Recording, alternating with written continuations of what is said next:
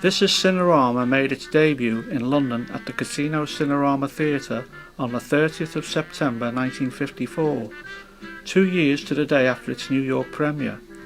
It ran for a record-breaking 2.5 years. Other Cinerama installations took place at the Coliseum and Royalty to cope with the demand. So why did it take 10 years for Cinerama to arrive in Liverpool? Mike Taylor of the Projection Picture Trust takes up the story. I'm the regional coordinator for the Projected Picture Trust Northwest region. This year I've spent 50 years in the cinema industry, but one of my strong memories was Cinerama coming to Liverpool in 1964 at the Abbey cinema on Wavertree. We'd heard all about this in London because it had been in London 10 years earlier at the Coliseum and at the Casino and at the Royalty theatres. And then we heard it was coming into the provinces, and Manchester got it in '63 at the Theatre Royal, and then it came to Liverpool at the Abbey Wavertree. And originally Cinerama wanted to put it in the Empire Theatre on Lime Street, but Moss Stoll were dead against that because they were committed for live presentations, and so Cinerama looked for another theatre in Liverpool, and the Abbey, which was one of the largest in the suburbs, was ideal for conversion.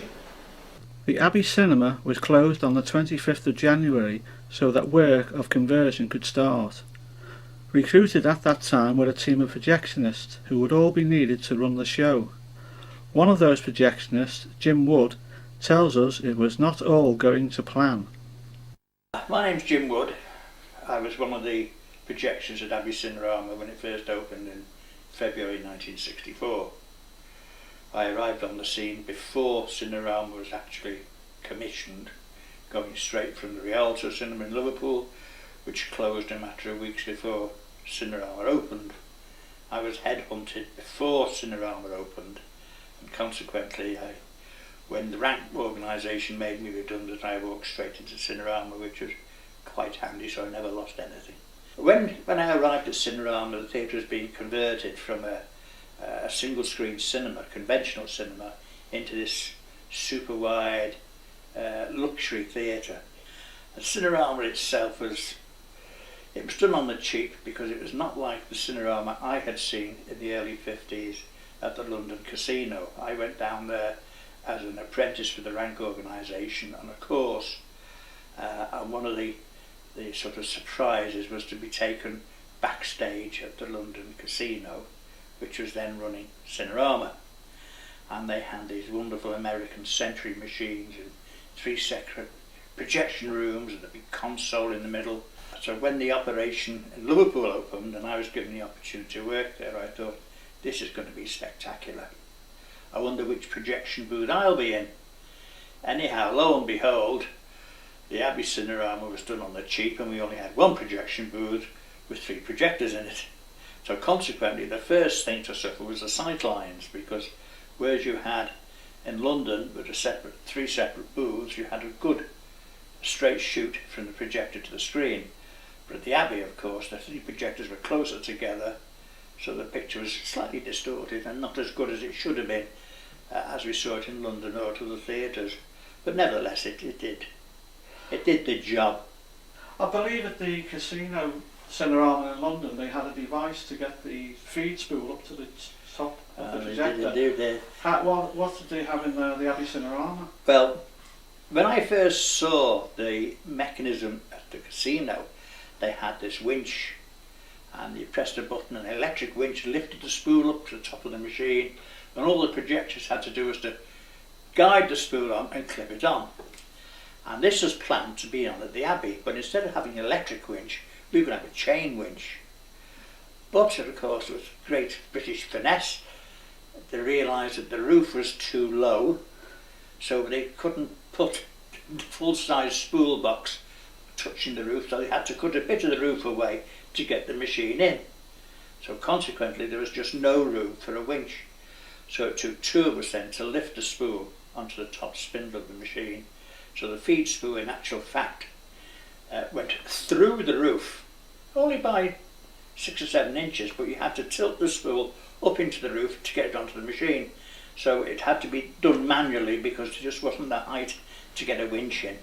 Got lovely muscles out of it. Leading up to the opening on the 18th of March 1964, adverts appeared in the local press. If you've never seen Cinerama opening done properly, you haven't seen anything. It starts off with a chap called Lowell Thomas giving you a prologue, an introduction to Cinerama. And he comes out with these immortal words. This is Cinerama. And what you don't realise when you're straining your eyes forward to see what you're looking at, the huge screen is opening up, which you don't notice because it's ultra quiet, the curtains, they're opening up and up and up. And this football gets slightly bigger every so often. And you're looking forward in your seat, what is this? And of course it's out of focus as well.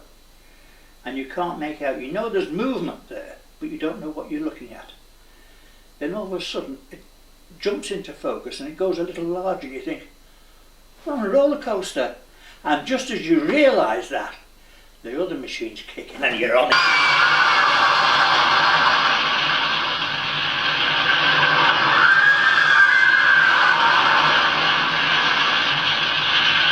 So you've got this huge spectacle and it comes so suddenly that on the opening night we had 3 faintings and 5 throw-ups, so it was, and we held the record. Nobody else in the country could boast that they had so many people carted away.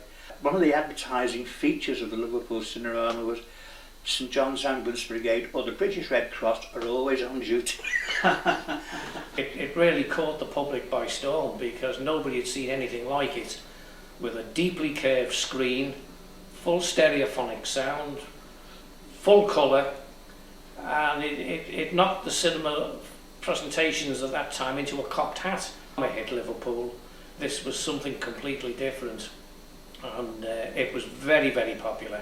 Much of the grandeur that is America, but Cinerama makes me aware that never did I really see our country until now.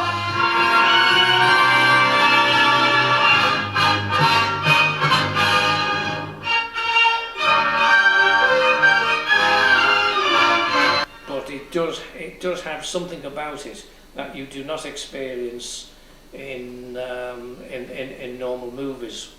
And this is mainly due to the fact that the developer of Cinerama, Mr. Fred Waller, he wanted to reproduce exactly what the eye sees.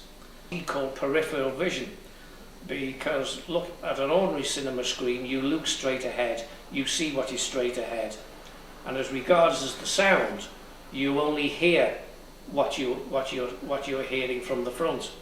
But with Cinerama, which takes in the full scope of the human eye, a 146-degree curve, the only way to get a picture covering that area was to make a matrix by splitting it into 3 segments.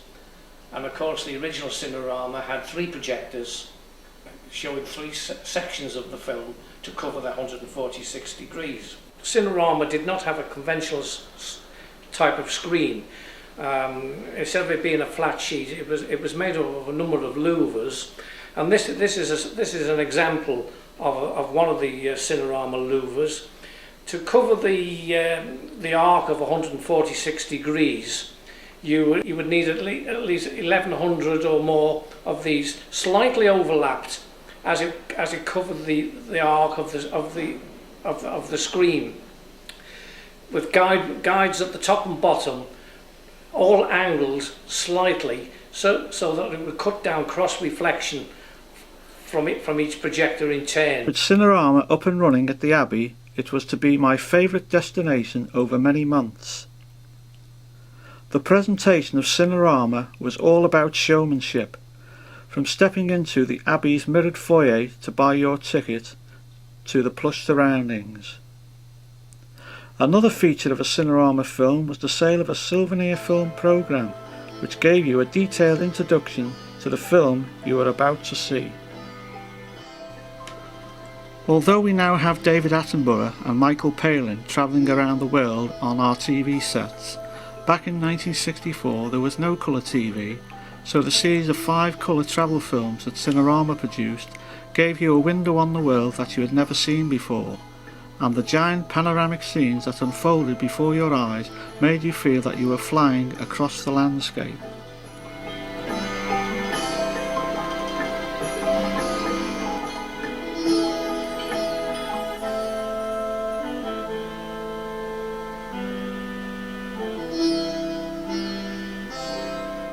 After those first 5 travelogue films, Cinerama Incorporated realised that they would have to produce a feature film with stars if they were to keep the audiences happy, so they teamed up with MGM for the spectacular western How the West Was Won.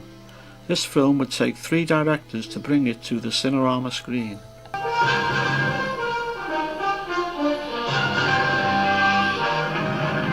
acclaimed and applauded the world over, in How the West Was Won, Metro-Goldwyn-Mayer and Cinerama have brought together the biggest and most distinguished all-star cast in entertainment history.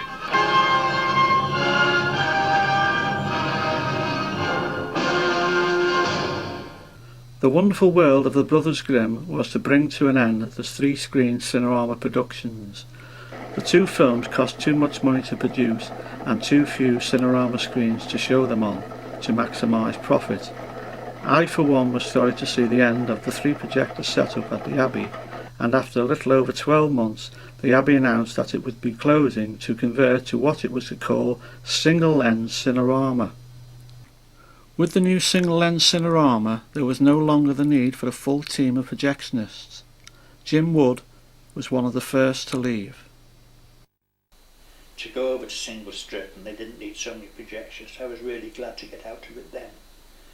And I went back to the Renk organisation and sort of carried on my career as a conventional cinema. Yeah. But I enjoyed the days at Cinerama.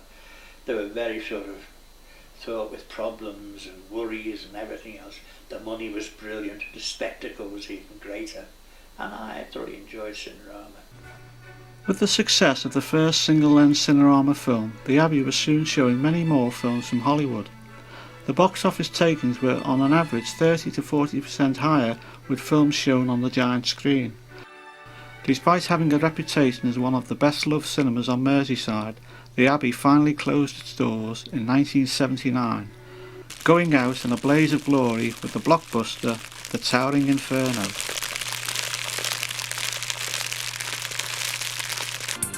What about Cinerama today?